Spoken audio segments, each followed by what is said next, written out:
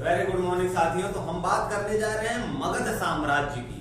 मगध साम्राज्य पे किन किन राजवंशों ने किस किस क्रम में शासन किया, उसके लिए हम ट्रिक देखेंगे। तो हमारा ट्रिक है मगध साम्राज्य हसीन माशूक शाखा। हसीन माशूक, यहाँ पे हर एक वर्ड एक राजवंश को रिप्रेजेंट कर रहा है। कितने वर्ड हैं यहाँ? 6, 3, 3 और 1 7, 7 शब्द और 7 राजवंश।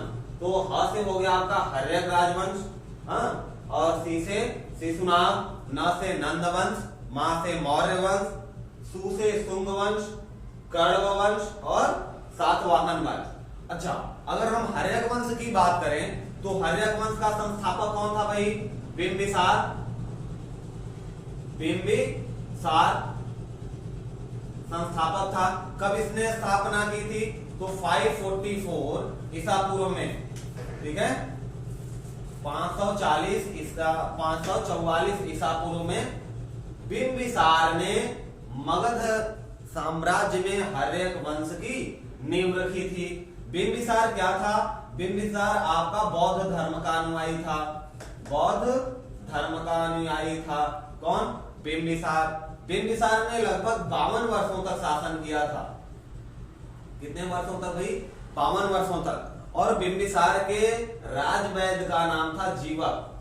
जीवक का नाम इसलिए इंपॉर्टेंट है क्योंकि महात्मा बुद्ध बिंबिसार समकालीन थे, ठीक। और महात्मा बुद्ध एक बार जब बीमार पड़े थे तो बिंबिसार ने अपने राजवैद्य जीवक को उनके उपचार के लिए भेजा था, ठीक है भाई। तो 2-3 पॉइंट ये याद रखनी है बिंबिसार के लिए। और बिंबिसार की हत्या इसी के पुत्र किसने? अजात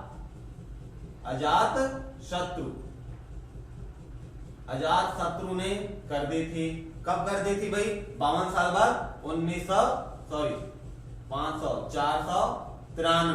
493 बीसी में। अजात शत्रु 493 बीसी में मगध की गद्दी पे बैठा हर्यक वंश का दूसरा शासक, जिसने अपने पिता की ही हत्या कर दी, बिंदुसार की। अजातशत्रु जैन धर्म का अनुयायी था। किसका अनुयायी था?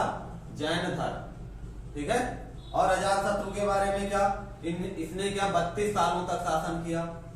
इसका शासनकाल 32 वर्षों तक का था। और अजातशत्रु की हत्या उसी के पुत्र ने कर दी। अजातशत्रु ने वैशाली अजातशत्रु का जो मंत्री था, जो अजातशत्रु का प्रधानमंत्री था, वो बहुत बुद्धिमान था, जिसकी सहायता से अजातशत्रु ने वैशाली पर विजय प्राप्त की और उसे अपने साम्राज्य मगध में मिला लिया, ठीक है। अच्छा, अजातशत्रु का पुत्र था कौन? उदाईन। अजातशत्रु का पुत्र उदाईन। और उदाईन ने स्वयं अपने पिता अजातशत्रु की हत्या कर दी। कब? 461 बीसी में। 32 साल बाद 32 साल शासन किया अजातशत्रु ने। फिर उसके पुत्र उदाईन ने 461 में अपने पिता की स्थापना क्या कर दी? हत्या कर दी। उदाईन भी किस धर्म का था? जैन धर्म। जैन धर्म को ये मानता था, यानी जैन धर्म का अनुयायी था। हाँ, बिंबिसार थे आपके बौद्ध धर्म के, बाकी उनका पुत्र और उनका पुत्र ये दोनों जैन धर्म के थे। और उदाईन ने ही पाटलीग्राम, जो बाद में बाद में पाटलिपुत्र और आज पटना के नाम से जो जगह जानी जाती है, पाटलीग्राम की स्थापना किसने की थी? उदाईन ने की थी। क्लियर है बात? और हर्यक वंश का जो अंतिम राजा था वो भी कौन था? उदाईन था। हर्यक वंश का अंतिम राजा कौन? उदाईन था।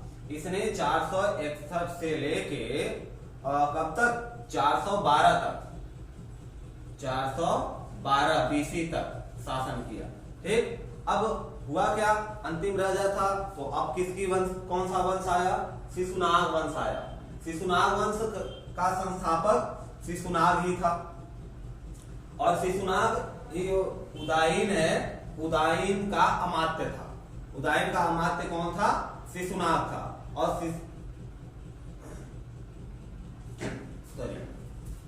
उदायन का पुत्र नागदशक,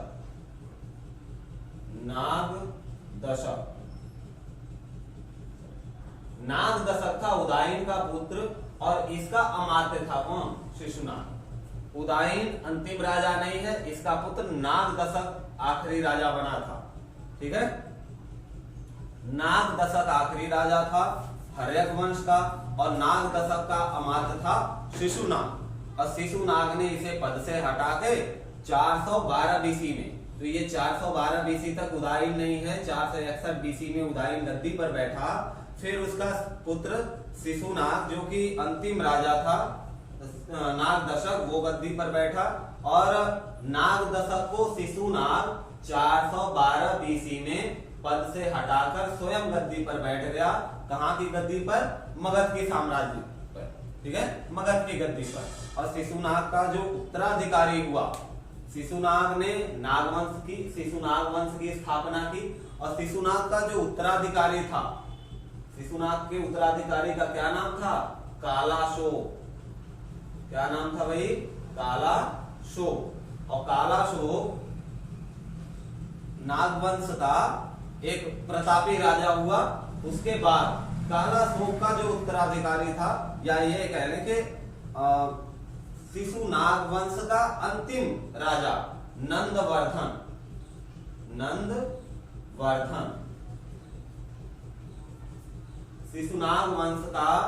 शिशुनाग का उत्तराधिकारी कालाशोक, और शिशुनाग वंश का अंतिम शासक कौन? नंदवर्धन। अब नंदवर्धन के साथ क्या होता है कि नंदवर्धन को मारकर नंद वंश की स्थापना हुई। शिशुनाग के बाद कौन है? नंदवंश है, और नंदवंश की स्थापना आपको पता है महापद्मानंद ने किया था। नंदवंश की स्थापना किसने की थी? महापद्मानंद। लिखते चलते हैं, आपका नंदवंश तक हो गया, सॉरी शिशुनाग वंश। अब बात आती है नंदवंश की। तो जैसा कि आपने कहानी सुन रखा है चाणक्य का, घनानंद का, तो नंदवंश की स्थापक जो थे वो थे महापद्मानंद। महापद्मानंद नंदवंश के संस्थापक थे। और जो अंतिम राजा था नंदवंश का अंतिम राजा कौन था? घनानंद अंतिम राजा हुआ। और घनानंद को हराकर मौर्य वंश की स्थापना की गई। और किसने किया भाई? चंद्रगुप्त मौर्य ने। कब? 322 बीसी में। 322 बीसी में चंद्रगुप्त मौर्य ने घनानंद को हराकर मगध पे मौर्य साम्राज्य की स्थापना की। चंद्रगुप्त का जो प्रधानमंत्री था उसका नाम क्या था? चाणक्य। चाणक्य का दूसरा नाम क्या है? कौटिल्य। ठीक है, कौटिल्य। और विष्णुगुप्त कौटिल्य किसका नाम है? चाणक्य का। चंद्रगुप्त के पिता का नाम विशालगुप्त, माता का नाम मयूरा। इनका काम क्या था? इनके पिता एक कबीले के सरदार थे, जिस कबीले के लोगों का काम था मोरों को पालना। वो मुर्गों को पालते थे, उनकी देखभाल करते थे। और उस कबीले को ध्वंस कराने का काम किसका था? घनानंद का। घनानंद ने क्या किया कि कबीले को समूल नष्ट करवा दिया था, जिसमें उनके पिता की मौत हुई और बाद में उनकी माता को कैद करके। खैर कहानियां तो आप जानते ही होंगे उनकी। हम बात कर रहे थे चंद्रगुप्त की। तो चंद्रगुप्त का जन्म 345 बीसी में हुआ था। 345 ईसा पूर्व में हुआ था। चंद्रगुप्त मौर्य जैन धर्म का अनुयायी था। चंद्रगुप्त मौर्य किस धर्म का अनुयायी था? जैन धर्म। और आपका सम्राट अशोक चंद्रगुप्त के पोते जी थे, और वो किसके अनुयायी हो गए थे? बौद्ध धर्म के। और चंद्रगुप्त ने और क्या काम किया था भाई? तो 305 बीसी में ईसा पूर्व में इसने सेल्यूकस निकेटर को युद्ध में हराया था।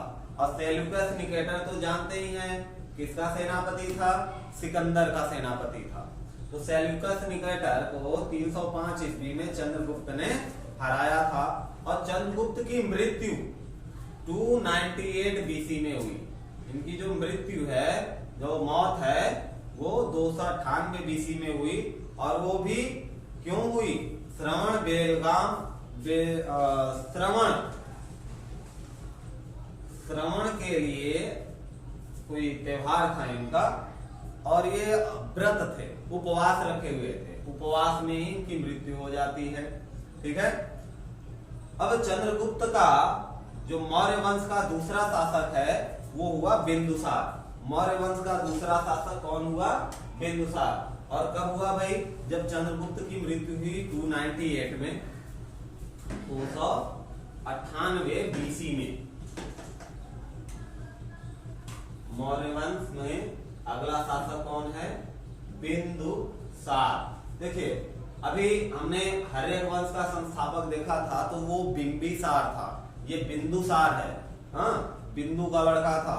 चंद्रगुप्त की 3 शादियां हुई थी, जिसमें से एक बिंदु थी और बिंदु का लड़का बिंदुसार बना।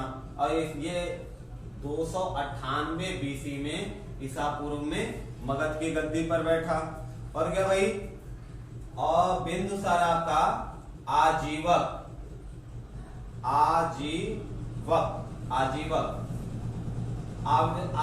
संप्रदाय, जैसे चंद्रगुप्त मौर्य बौद्ध जैन संप्रदाय को फॉलो करते थे, वैसे ही बिंदुसार उनका लड़का आजीवक संप्रदाय को फॉलो करता था। और आजीवक संप्रदाय के जो संस्थापक थे वो थे मखली पुत्र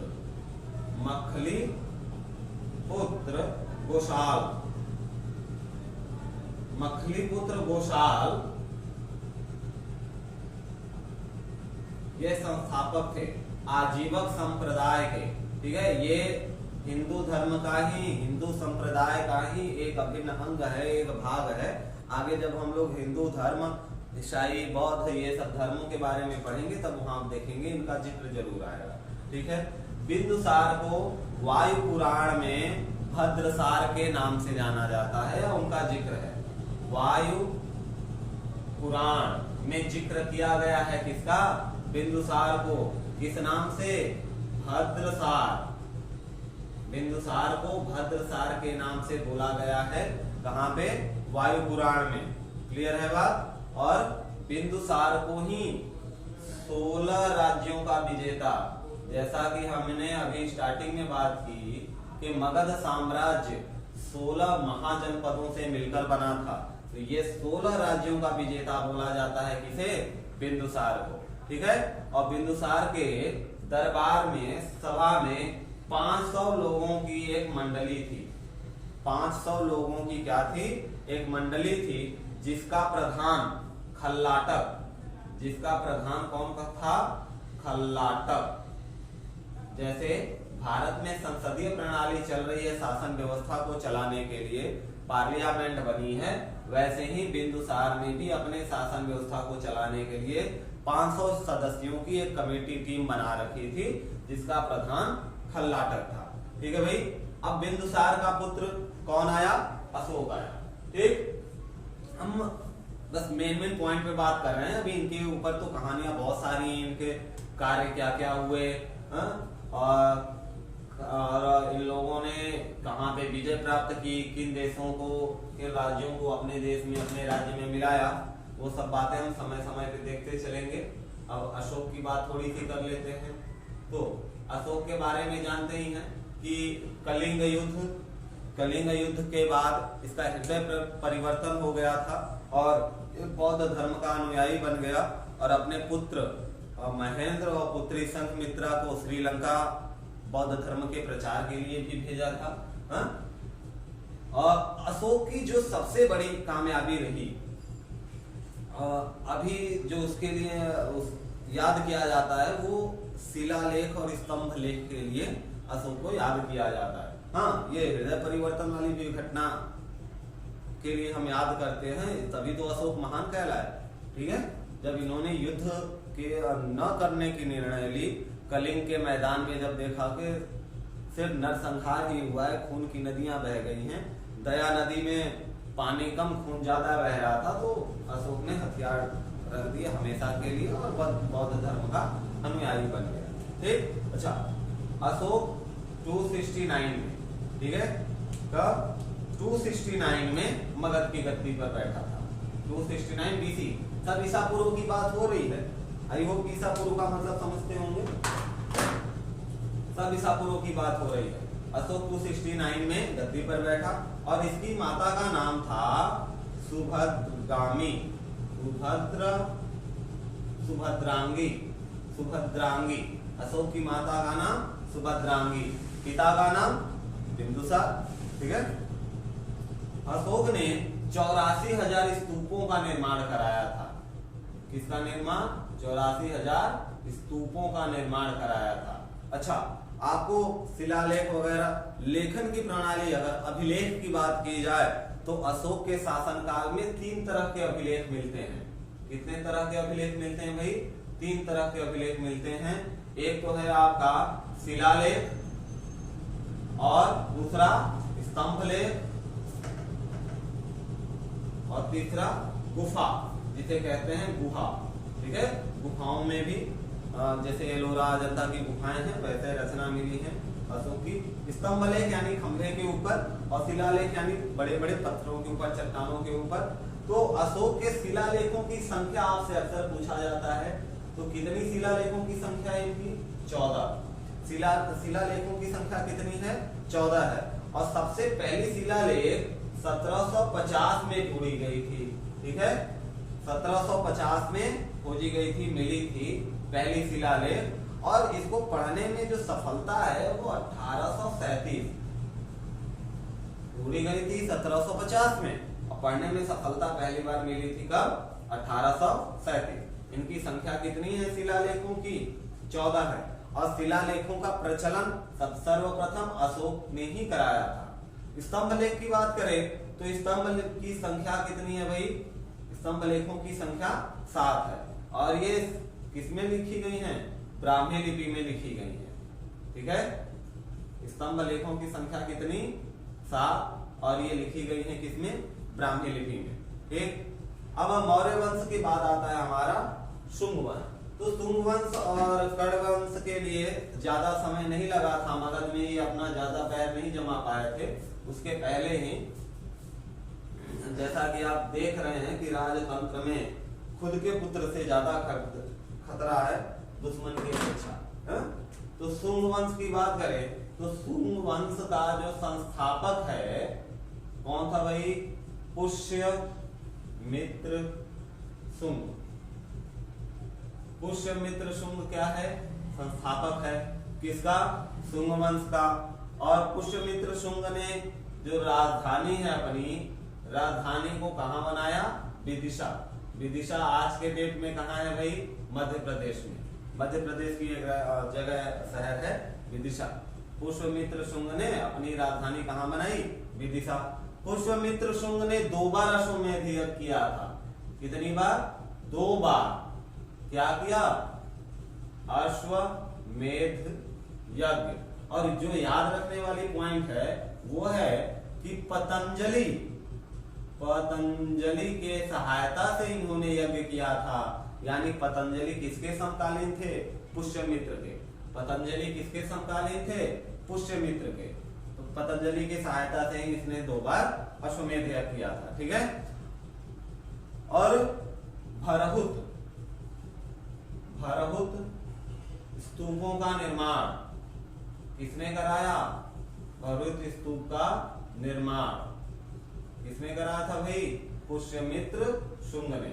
पुष्यमित्र शुंग ने भरहुत स्तूप का निर्माण कराया था। और अंतिम शासक कौन हुआ? शुंग वंश का। शुंग वंश का जो अंतिम शासक था वो कौन था भाई? देवभूति।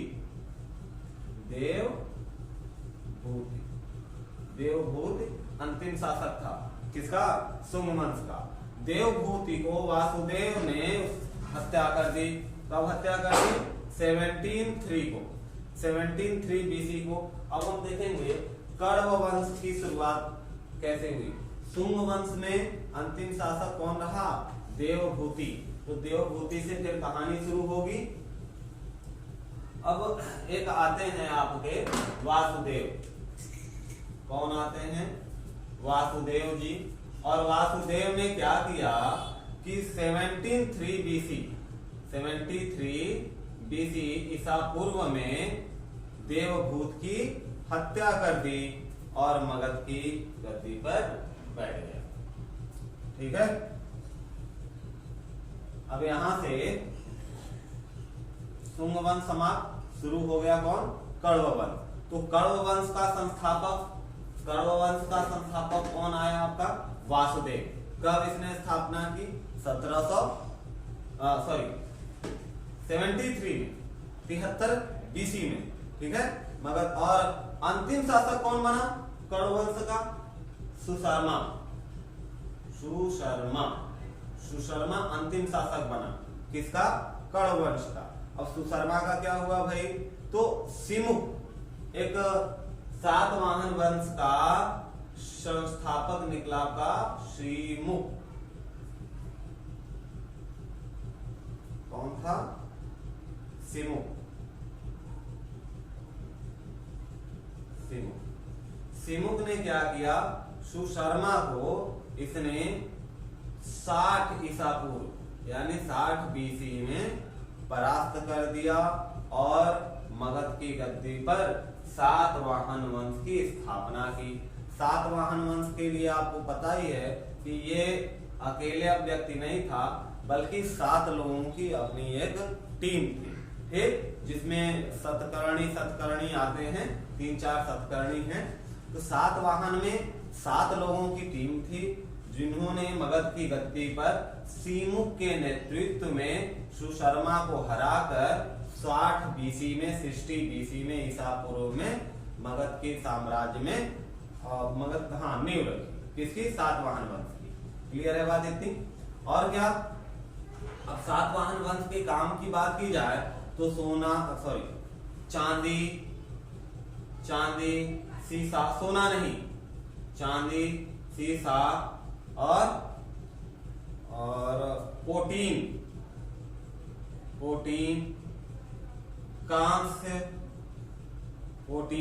कांस्य, तांबा, इन सब मुद्राओं का प्रचलन था। और तांबा, चांदी, सीसा, पोटीन, कांस्य और तांबा, इन मुद्राओं का प्रचलन कौन कराया था? सातवाहन के शासनकाल के समय में। और सातवाहन जो डायनेस्टी है ये उत्तर भारत और दक्षिण भारत के बीच में बिल्कुल एक ब्रिज का काम करती थी, एक पुल का काम करती थी। यानी जो इनके कल्चर है आदान प्रदान हो सके, एक दूसरे के बीच व्यापार और जुड़ाव लगाव, इसका काम कौन करती थी भाई? सातवाहन वंश का। सातवाहन राजवंश की जो राजकीय भाषा है वो ब्राह्मी थी और प्राकृत थी।